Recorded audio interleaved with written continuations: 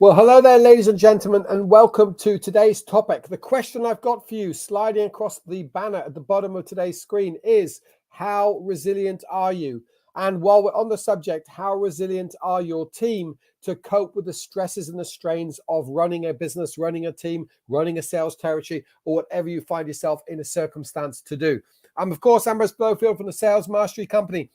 And we're here to make better businesses so they can make the right choices to be more profitable and hopefully have a positive impact on the world, whether that's spending money on their suppliers, supporting their clients to achieve amazing things, given that most of our customers are in the business-to-business area of life, but also so they can impact charities and causes around the world as well. Ultimately, that comes from discretionary income, and we want people to be highly impactful by the end of their lifetime or by the end of their careers. So before I share the document that you should have downloaded if you register for this event in advance, and if you haven't, please click on the link to access the document, because it is a fantastic tool so that you and your team can individually assess yourself against key areas of resilience. Before I go into that, I want to talk about the importance of resilience. Now, this is something that maybe should be taught at school or certainly at university level for anyone debating going into business for themselves. Now, most of our clients are sales managers, business owners, or very commonly business-to-business salespeople. And I want to differentiate out those business owners. This should have been taught to them long before to develop. Have they got that entrepreneurial spirit, and are they going to do what it takes to succeed? Did you realize that the latest statistics in Australasia suggest that 92% of businesses do not survive the first 5 years? Talk about proof for the fact that business owners have got to develop a resilient mindset. And it is a skill.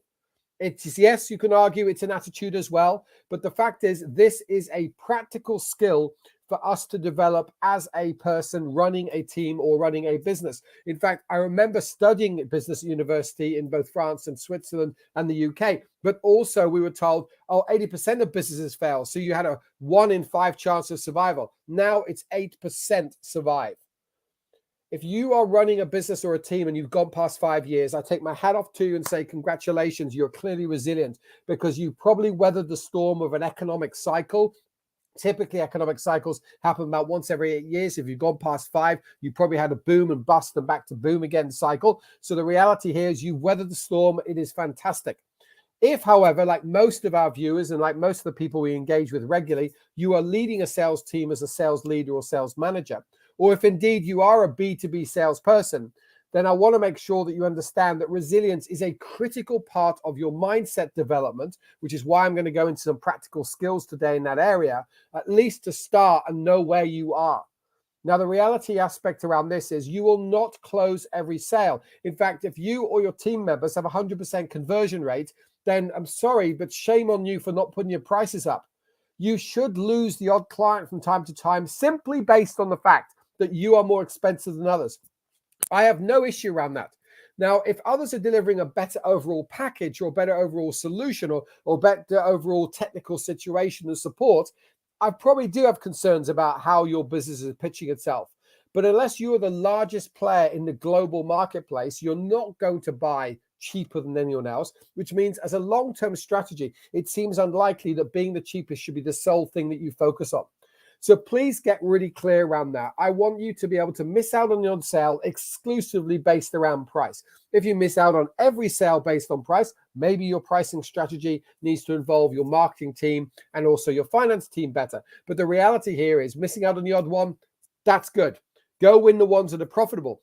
In fact, the American Express Global Barometer did research many, many years ago and identified that 75% of humans are happy to spend more money for essentially an identical product or outcome just because the buying process and the customer service process was more engaging, more supportive, and more respect-based. So, i.e., a salesperson, well-trained, well-led, and main thing here, held accountable, is likely to appeal to 3/4 of their potential clients, regardless around price. Price will always play a point or a factor, but it'll never be the dominating factor. Sure, 1 in 4 people out there, maybe price is a far more sensitive subject, but 3/4 of humans will pay more money for an identical outcome or product. simply because the buying and the service experience was superior. That's an important lesson to make sure you get into your team. And before I kick into to share today's document, hopefully that's given you access to the document already. If not, click on the link, give us your email address, and then that way you'll get access to the document straight away, so you don't have to take copious amount of notes. Today, I want to speak through the tool that we're sharing with you. And as I said, the purpose of today is for you to understand where you are with resilience, and more importantly, what are you going to do about it afterwards. So just going to share the example of the covering note on the screen there. As it says there, how resilient are you? This tool is going to save you a whole lot of time and worry and stress and sleepless nights for you to understand where do you sit. In fact, Aristotle said over 2,000 years ago, to know thyself is the beginning of all wisdom. That's why we have customers around the world who pay for us to do extended disc profiles of them, so they understand not just what their personality or profile is, but which role they're better suited for, and whether or not sales, for example, is a role for them. And likewise, a sales competence tool is for people to assess themselves against 18 different sales competencies. To know thyself is the beginning of all wisdom. That's a bold statement. I think wisdom personally comes from other areas, but just the essence of that is right. Know thyself. Well, what about resilience? If you and the team have been talking about we need to be more resilient, we need to bounce back bigger, we need to bounce back better, we need to know ourselves, or to know thyself right now. Let's get some wisdom around your actual understanding around resilience. Now, I'm just going to maximize that on my screen so I can walk you through it in a bit more detail. In terms of my background, as you can probably tell from my accent, English born, but actually raised in Switzerland and France and the UK. 4 years in Australia, now close to 20 years here in glorious New Zealand. And we've coached over 15,000 businesses around the world to help them make over $2 billion extra. And again, 99% of them are small to medium family businesses. And that's what gets me out of bed in the morning. I want you to be inspired from today. I want you to be practical for today. And I want you to take action from today. Very important to me, and hopefully very important to you and your business.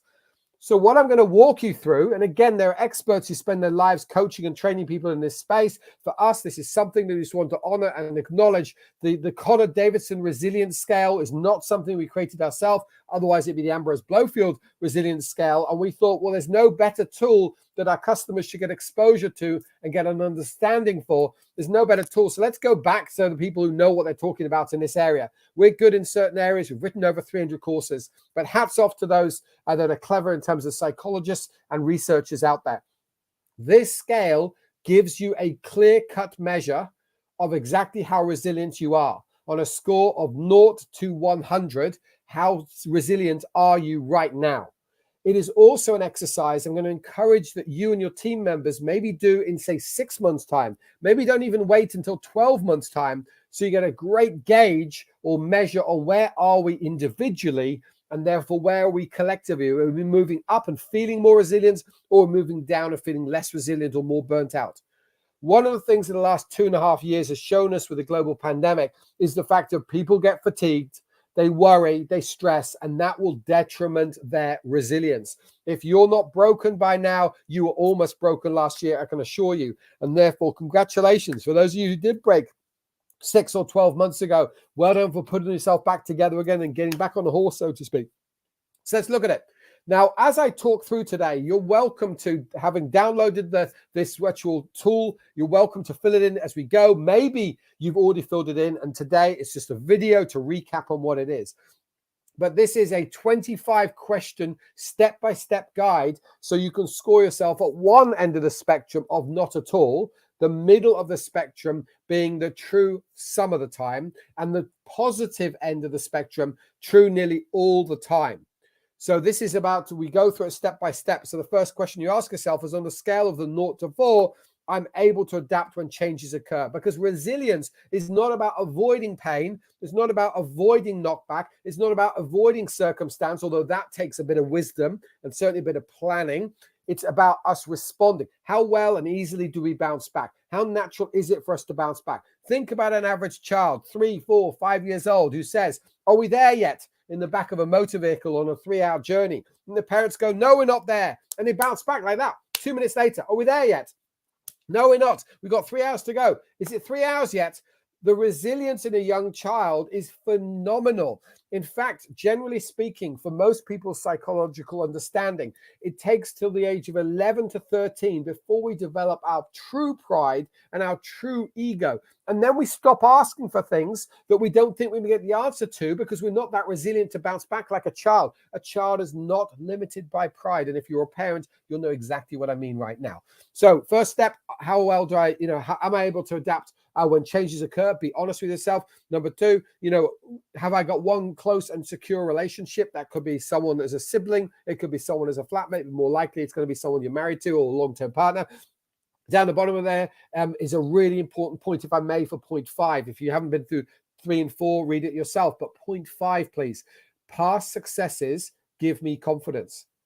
Too often I find sales teams and business owners smashing amazing targets, achieving amazing things. And then 6 weeks later, they forget of their success.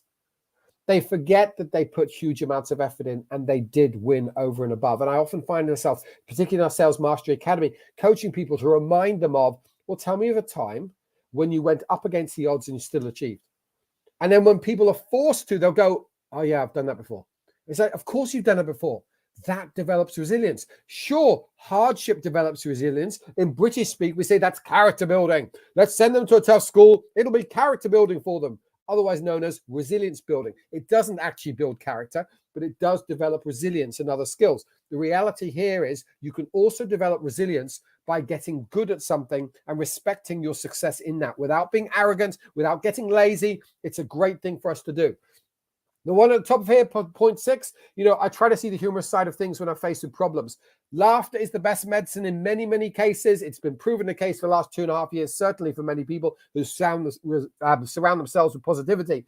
But again, having a sense of humor in the world of business, it's insanity to think any of us start a business. I started mine with my wife over 18 years ago. It's crazy. 92% failure rate, 8% chance of success. Why would we have done that? Especially given that we started with only $1,500, which was not a smart move, but that's not what today's about. But it's about laughing when things go difficult, or laughing when there's a mountain to climb, laughing at the insanity of it all. Because you know what? We only need a 1% chance in sales to succeed. As it says lower down there, I can believe I can achieve my goals even if there are obstacles. That's on the middle of the page. That actually comes back to the psychology of flow. For a human to be really, really on top of their game and in the flow of life and smashing it every single time, every single month they're hitting their targets, those people want challenge and obstacles. They want challenge and obstacles, but they want deep down the knowledge to believe they can achieve. Now, I'm not coaching you on this particular point to say that's how I want you to think. It is how I want you to think long term. And maybe with our help, we can help you get there. But the fact is right now, be honest. Is that a some of the time thing, which is a 2 out of 4? Or is it an all the time, every single time, 4 out of 4? Be honest. Score yourself here. As it says down there, at times of stress, I know where to find help. That massively enhances our resilience. You know who to turn to is invariably the question around that. And this isn't stop and, if I think about it, I'll think about it. It's like, boom, I know who to turn to. I know who I turn to in that part of my life. I know who I turn to in that part of my career. As we say on the next page in your document. So please, again, I don't want to read out line by line of this because I actually want you to do it yourself. I want you to grab yourself a cup of tea or a cup of water or whatever is going to make you happy and just work through methodically 0 or 4, somewhere on that scale. As it says, the second one on that next page, I'm able to handle unpleasant and painful feelings such as sadness and fear and anger. I'm partly an empath. So for me, that's quite a challenging thing for me to understand from a resilience perspective. But having received over $1 million worth of sales training and experience, then I've learned to cope with that. I've learned to develop with that, which is also why I didn't become a doctor or a nurse because I'm too empathetic with people's pains. But I've learned it as a salesperson. That's a huge advantage to be an empath in some degree and understand and read people or feel how they're feeling. It's fantastic. Now I get to teach salespeople and business owners and sales managers on exactly those skills. The liking challenges. I'm not asking you to lie about that. Be honest about that. I love challenges. You tell me it's the biggest challenge in the world, I'm up. You tell me there's a slim chance of success, I'm in. But that's my wiring that partly comes from my disc profile. So from your perspective, be honest. How well do you like challenges? And then do you take pride in your achievements? Not are you filled with pride? Not are you egotistical or self-centered? But genuinely, do you take pride in your achievements? For me, aside from raising two beautiful daughters, for me, and I didn't do that job by myself. I obviously had I married up in my personal relationship with my beautiful wife, Jo. The reality here is me helping businesses or us helping businesses make over $2 billion in extra sales based on that feedback. And of course, that number's conservative so that we can quote it confidently without anybody going, oh, I'm not really sure if you did. The number could well be closer to 4 billion. But the fact is, I'm proud of the fact that we've helped small to medium family businesses in 20 countries make $2 billion extra. Now, hopefully, by me stalling that, and if you're watching this in recorded form, you might have paused the video, completed the chart or completed the workbook yourself, and you've got a score out of 100. And then, of course, the first thing is that, well, how do I stack up versus my colleagues? But more importantly, how do we as a team, especially a sales team, how do we stack up versus others out there? Now, I'm going to read the bit at the bottom of here. The general population, this is US-based research originally that I'm quoting here right now. The median score is 80.7. So sorry for the slight typo. In that it says 80:7. It should be 80.7. So a score of 81s means that you're more resilient than half of the population that was originally surveyed. So that's the gut feel straight away. So are you 81 or more? If the answer is yes, then congratulations. You have a greater sense of resilience, greater sense of self, greater ability to bounce back faced with challenges, greater ability to take on more challenges, greater ability for you to lose a major customer and then bounce back and win 3 more to replace them. So that's a really important thing in sales, as I mentioned before. The other comment around that at the bottom, and again, I'm not a psychiatrist, so I'm not going to go into this in too much depth, but to those who have generalized anxiety, again, you can do the research around the psychological definition of generalized anxiety. Let's just keep it simple for most of us who are not psychiatrists and psychologists. Anxiety scored 62 points. So if there's a member of your team right now, show empathy, show love, care, compassion, and support to them right now. It is understandable that people in this day and age, in a business, running a sales territory, even looking after your family, after the last 2.5 years of pretty much non-stop bad press, whether it's a war in Eastern Europe, or whether it's a global pandemic that's out of control, or whether it's not being able to see loved ones or being disconnected from their neighbors for whatever reason it is, all of that wears down people's resilience. That's why today's topic is so critical to everybody. And there's no judgment around this, but please have a heart. If someone's close to that 62 number, they might be suffering from some degree of anxiety. So maybe go talk to somebody who's an expert in that area. Encourage them to talk to initially your person in HR, if you have one, or get them counseling support. People deserve support. This resilience after knockback after knockback after knockback has been worn down for so many people in the last 12 months, certainly the last 2.5 years. And as it says there, those with post-traumatic stress disorder, as in ex-military people who have that, such as the people who suffered in the trenches in World War I, poor guys, those guys score about 50. So if you've got a member of your family, member of your team who's under 50, this does not just have to apply to business owners, sales managers, and salespeople. This tool, this technique could be used for every member of your organization to at least get a benchmark and to know thyself. Next up, key takeaway information. As we all know, if you've studied this in any way, shape, or form, given that about 1/5 of what we've been teaching for the last 5 or 6 years has been exclusively around that mindset and psychology and thinking, different people bounce back differently from different circumstances. Different people embrace challenges more than others. Some people, especially those in sales, tend to like the unknown and tend to like a little bit more of the fight because they get to take pride in that and they get to relax into it and go, you know what, this is the measure of myself right now. Now, that's not actually true. Who you are as a human is not directly impacted by how good you are at work, but I can guarantee you one thing. How successful you are at work will definitely impact the way you see yourself, and it'll definitely impact your self-confidence. And of course, it perpetuates itself. The more we succeed, the more confidence we exhibit, and the more confidence we exhibit, the more people trust us, whether that's friends, colleagues, family members, and certainly clients. And therefore, the more influential we become because people buy into trusting our confidence, which means we succeed more, which means we're more confident, which means we succeed more, and we spiral up as opposed to spiraling down in reverse. Now, we all face the internals and external stressors, especially in the world of business. It's going to happen whether there's an economic boom or an economic slump. There's always going to be those external stresses. So we've got to be mindful around those. And as it says there, people will respond 1 in 4 ways. I will let you read those 4 ways in particular. But I really would say, as a team, knowing each other's number is a great place to start. but actually as an individual, as Aristotle said, to know thyself is so important. So please read through those and be honest with yourself about that. If you can't pick which one or which two of those four is you, discuss it with a close confidant type of colleague, or likewise somebody in your own home, because they probably know you quite well.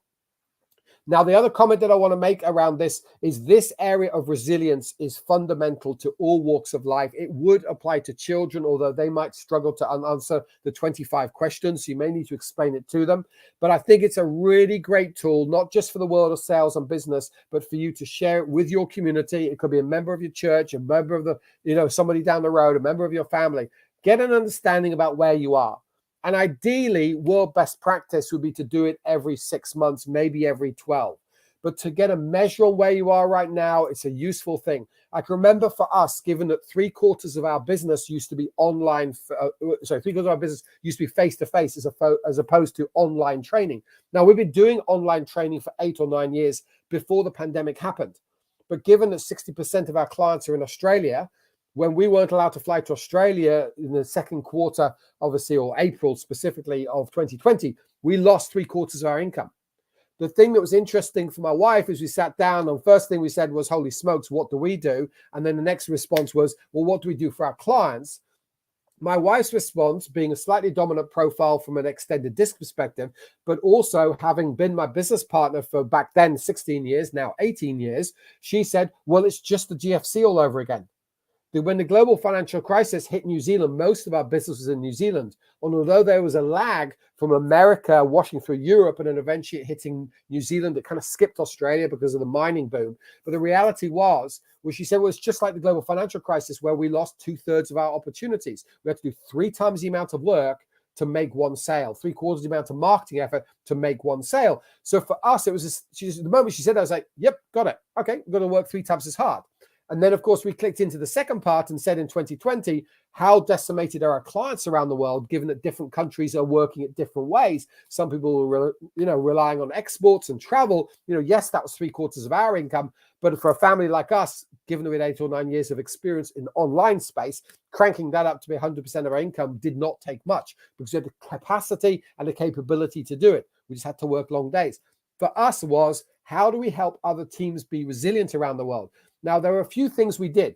Firstly, at the end of the year, we'd helped 1,500 businesses for free in 2020, helping them to recover. The thing, of course, for our first approach was, how do they change their marketing strategy? How do they embrace more digital marketing? How do they embrace client loyalty with account management skills? How do they negotiate with their suppliers better? How do they do this? How do they do that? That was important, particularly in sales and marketing space. So we gave some practical webinars and skills and coaching around that. But what I found myself doing, as I kind of joked this on the end of the year, is I feel like this year I've been more of a counselor than I have a sales and marketing coach. And that was the truth. Why? Because people who did not have resilience went, I've got this mountain to climb. I've got this massive threat to my income or my family or my business or to the ability to pay people's wages. I don't know what to do, because they'd not been through it. In fact, many of our clients in Australia suffered more than those in New Zealand, because Australia on the whole was economically protected because of the mining boom from the global financial crisis. But when the global financial crisis hit, for me, I just said at the time to my wife, I remember working in Sydney in recruitment at the time when the dot-com boom and bust happened at the same moment that the Sydney Olympics had come and gone. So there's less demand for workers, and I was working in recruitment. And the Y2K myth had come and gone, and the GST had been implemented into the year 2000. And so that had come and gone. So we went out. I remember there were 85 people working for the #1 financial recruitment company in the world, Robert Half International, in downtown Sydney. 85 of us went to work on a Friday morning. We were all told to take lunch at lunchtime on the Friday. We came back, only 50 left. 35 people, 40% of our population gone. One lunch, cold, done. Now, I'm not being critical of the managers around the decision. I'm not being even critical around the delivery, though they could have had more of a heart with the languaging they used to explain why 35 of our colleagues didn't come back from lunch. But the reality here is, because I've been through that resilience praise, I had something to lean into. At the same time, I have been taught, having come out of Procter & Gamble, how to celebrate successes. And the fact that I'm a business partner with my wife means we do jointly celebrate successes and include our children in this day and age, given they're teenagers and they're aware enough of what we do for a living, even if they just understand that we make businesses more money. The fact is, I've had success stories to lean into resilience-wise. And of course, I've had struggles to lean into otherwise, where we had to do 3 times the amount of work in 2008 and 2009. And it was 18 months that lasted for, by the way.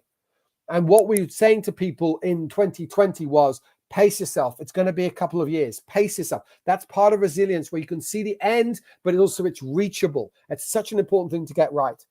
Now, as a topic, resilience is obviously part of mindset, which impacts motivation. And we know if we change our thinking and our mindset, we change our behaviors. If we change our behaviors and actions and what we do, we change our future, we change our results, no matter where we are in life. You could be in sport, you could be in sales, you could be in running a business, whatever you happen to be working in. As a topic, this actually ties back to one of the 4 areas we teach in our Sales Mastery Academy, which is all about implementation and accountability. It's really about understanding how can we impact businesses in the best possible way. Yes, as I mentioned before, we've written over 300 courses and we have world-class courses, having me been taught at the #1 company on the planet for sales and marketing people development. But at the same time, this is also about understanding, more importantly, that when you've got the practical skills, you've got to implement them. We've got many people who will pay to go through online training and then need us to kick them up the bum, for want of a better word, once a month. The Academy is about us holding people's hands essentially every single week to make sure you learn and do and learn and do and have to report back to us and to others to make sure you're held fully accountable. So this as a topic comes from one of the 4 growth areas of business-to-business selling, which are, of course, going after new business, growing existing clients, maximizing our closing rate without discounting, and of course, scaling our team and scaling our inbound sales process. This is all about the scaling our team type topic, because I want you to share this topic across members of your team in general. If you are interested in taking the next step as a business, this is only for sales managers and business owners, although if you're a salesperson, you're welcome to join them on the call. Just book in for a 15-minute free telephone call. We'll have an understanding there straight away on where are you now, where are you trying to go, and what are your key roadblocks. And one of our coaches or myself will be able to talk you through what is your next step. Maybe it's to book in for a free strategy session with me. Maybe it's for you to go and learn something, read a book, or implement more. But either way, a 15-minute phone call with one of our team members or myself will get you a good understanding about where are you now, where are you going, and what do you need to do to overcome in order to get there. As I said, we've helped over 15,000 businesses around the world over many, many years. I can believe me, we've been there ourselves. We experience the challenges our clients have on an ongoing basis. So do reach out to one of our team or do reach out and book in for the Scale Up call. If not, flick us an email and we'll take it from there. I've, of course, been Ambrose Blowfield. Today's topic is for you to understand where are you now, as well as to develop practical skills to be more resilient as a business owner, as a leader, as a salesperson, or simply as a human in this weird and wonderful world that we live in. Be sure to take action and to share this with your colleagues, maybe with your flatmates or your family. And as always, look to improve on a long-term basis. Take care and be safe.